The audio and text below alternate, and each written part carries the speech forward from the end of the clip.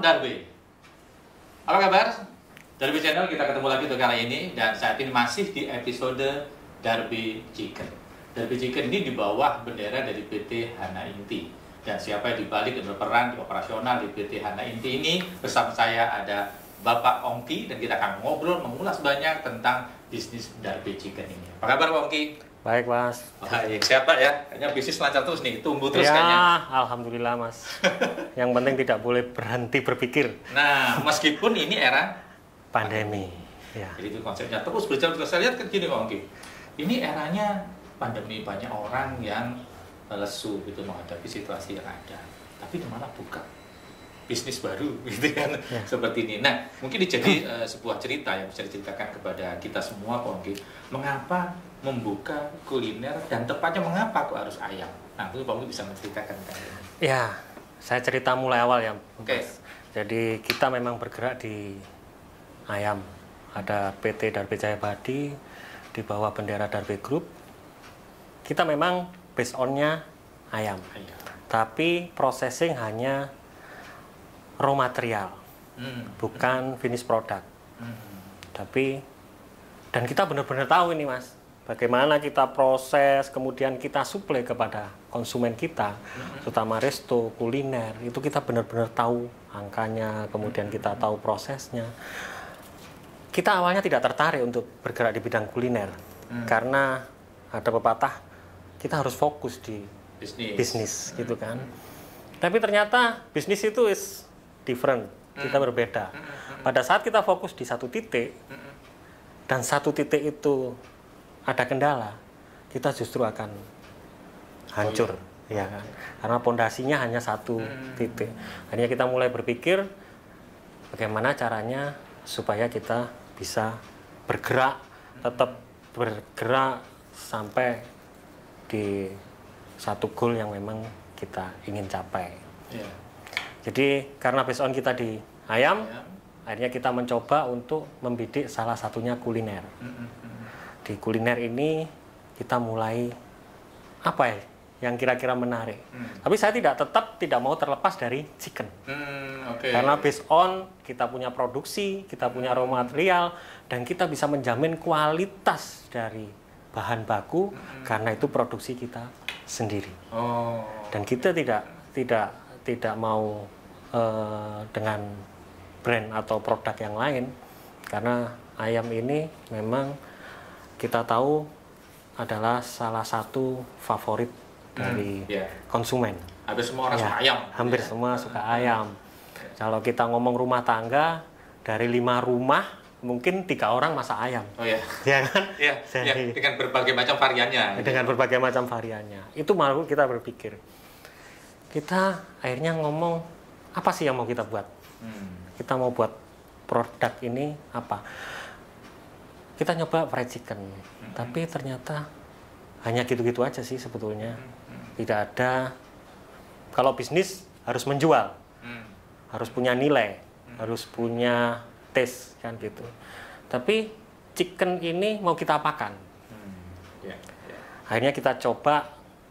Setelah sekian lama kita coba dan kita bertemu dengan teman-teman di stakeholder kita yang memang expert di bidang itu, kita mencoba nama Darbe Chicken. Kenapa Darbe Chicken? Because kita bukan fried chicken. Oh iya. Saya tahu. Makanya saya di awal itu begitu masuk, kemudian kita coba liputan yang berkaitan sama Darbe Chicken, kesan saya memang begitu ngomong Darbe Chicken, oh ini fried chicken. Jadi mengapa ini bukan Darbe Fried Chicken? Bukan. Gitu ya? Oke. Jadi itu kenapa kita akhirnya ngomong Darbe Chicken. Karena kita ingin bergerak di bidang kuliner yang all about chicken. Karena memang sudah berpengalaman di bidang di raw materialnya, mengerti tentang ayam dari mulai awal dan kemudian sehingga karena tahu bagaimana distribusinya, maka mengerti tentang bagaimana kalau berbisnis kuliner itu hasilnya gitu ya, karena juga mensuplai dari bisnis kuliner lain. Betul Mas Dito. Jadi itulah yang kita coba bikin apa sih sebetulnya, karena ayam ini apa sih yang nggak bisa diolah dari ayam, dengan pertanyaannya itu. Tapi sebetulnya yang kita mau kejar di Darby Chicken ini adalah market middle ke bawah. Oke. Ya. Bukan yang premium, bukan yang ini, tapi kita tahu orang kaki lima, Oke. kemudian ngomong resto dan lain-lain, semua selalu identiknya dengan fried chicken. Tapi saya bilang, saya harus bisa memberikan produk yang memang all about chicken. Bayangin Mas Dito, kadang saya pergi dengan keluarga nih, dengan anak saya, kemudian dengan istri saya, yang sama-sama punya kemauan. Anak saya hobi fried chicken, istri saya tidak mau. Anak saya yang tertua itu tidak suka fried chicken. Saya harus menciptakan. Bayangin kalau saya harus ke sana, kemudian nganter anak saya yang pertama, kemudian baru pindah tempat lagi untuk nganter anak saya yang kedua. Sebetulnya mereka sama-sama suka ayam, tapi dengan cara mengolah yang berbeda. Nah, sakjane itu kan awalnya dari pengalaman pribadi, belum lagi saya, belum istri saya. Akhirnya, ya wis, satu suka geprek, satu suka fried chicken, satu suka ayam bakar, ya kan? Satu suka mie. Tapi ini tidak kita dapatkan di tempat yang memang kecuali food court. Food court pun kita harus berpindah dari satu ini ke ini ke ini. Itu sih awalnya dari situ. Kemudian kita coba sharing dengan beberapa teman. Hampir semuanya merasakan hal yang sama. Dimana kita pengennya orang yang suka ayam datang ke tempat kita, dia mendapatkan apa yang diinginkan. Jadi duduk di resto kita, di satu meja, orang bisa merasakan ada ayam fried chicken, ada mie ayam, ada kemudian dimsum yang all about chicken, kan gitu. Itu sih sebetulnya Mas Dito. Kenapa konsepnya. Terus apakah ini juga masuk bahwa karena memiliki RPA-nya atau bisnisnya di raw materialnya, sehingga harga ini bisa bersaing? Apakah itu juga? Betul sekali. Jadi akhirnya kalau cerita gini Mas Dito, kita selama ini suplai ke beberapa resto, horeca, terutama hotel, restoran, dan catering, kita suplai ke mereka.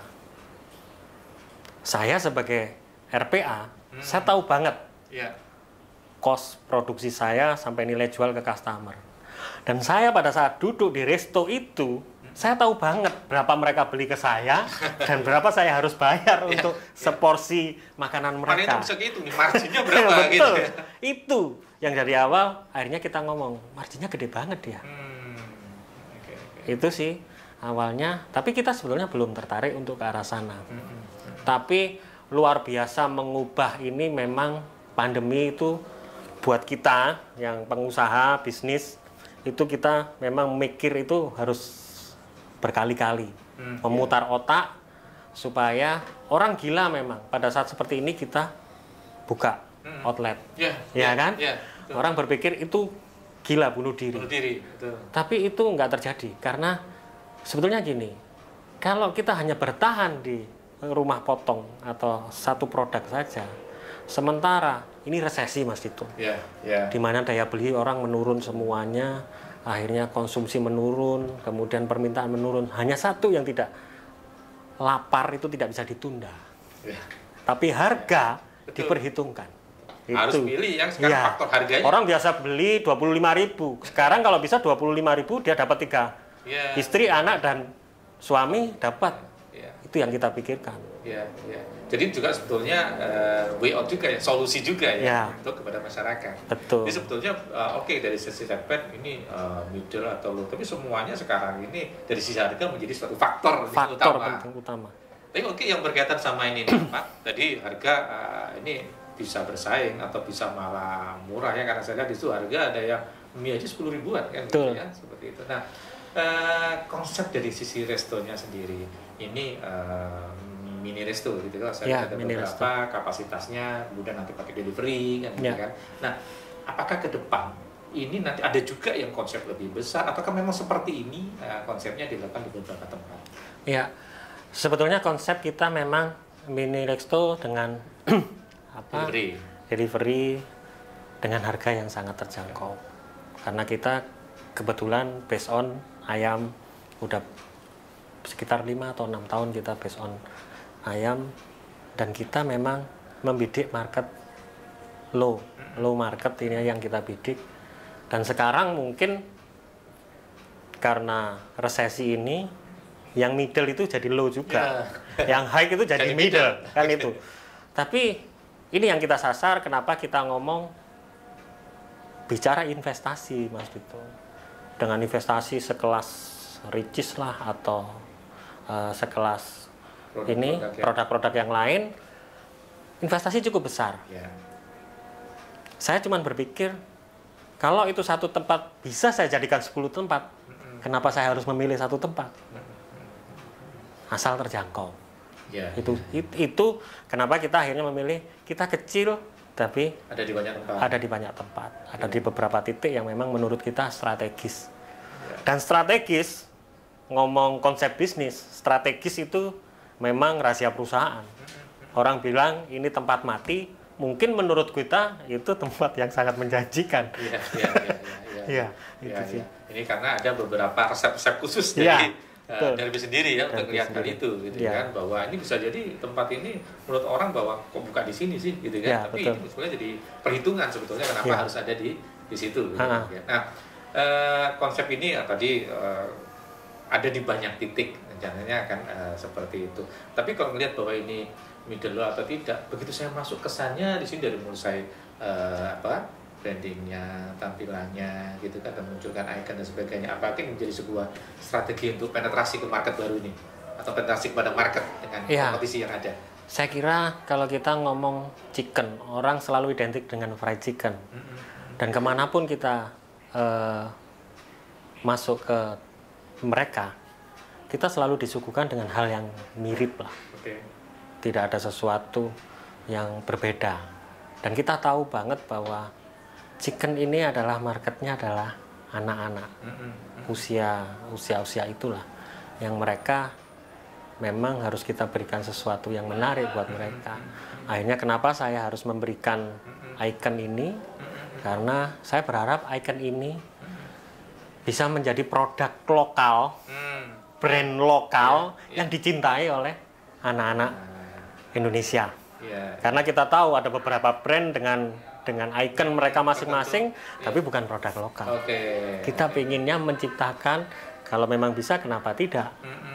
Kita menciptakan icon-icon lokal yang bisa membumi di Nusantara ini. Jadi gitu, ini konsepnya luar biasa ini, bahwa berpegang teguh pada bagaimana kita cinta atau membangun generasi melalui produk ini dan memiliki icon lokal. Atau mungkin dengan icon-icon nanti ini memiliki misi tertentu untuk membangun generasi atau mungkin masyarakat dalam hal ini. Icon-icon ini. Gitu. Betul. Nah, saya lihat juga di sana bahwa akan ada juga berkaitan sama muatan-muatan lokal. Apakah itu menjadi sebuah konsep dari bisnis ini sendiri, Pak? Sebetulnya kita ngomong bisnis di Darbe Group ini, terutama ada sesuatu yang hilang di baik masyarakat kita, baik apa yang kita rasakan atau ini, ada sesuatu yang hilang, di mana saya sebut satu aja ya, gotong royong. Itu hampir sudah punah di kita. Kita hampir tidak peduli dengan lingkungan kita hampir kita bukan sebuah perusahaan yang memang bisa membalikkan semuanya, tapi minimal dengan apa yang kita lakukan, sekecil apapun yang kita lakukan, kita kepingin menumbuhkan nilai-nilai itu kembali.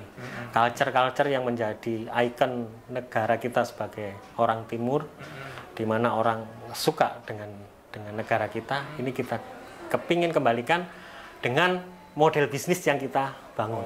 Jadi model bisnis ini mengandung konsep filosofi gotong royong. Betul. Spesifiknya seperti apa? Kayaknya mungkin ngobrol tentang konsep ini agak panjang juga. Kita sambung di episode berikutnya aja kalau gitu. Untuk Darbe Channel kita akan sambung lagi di episode berikutnya, ngobrol dengan Pak Ongki yang berkaitan sama konsep gotong royong untuk mengangkat lokal wisdom kita. Sampai ketemu di episode berikutnya.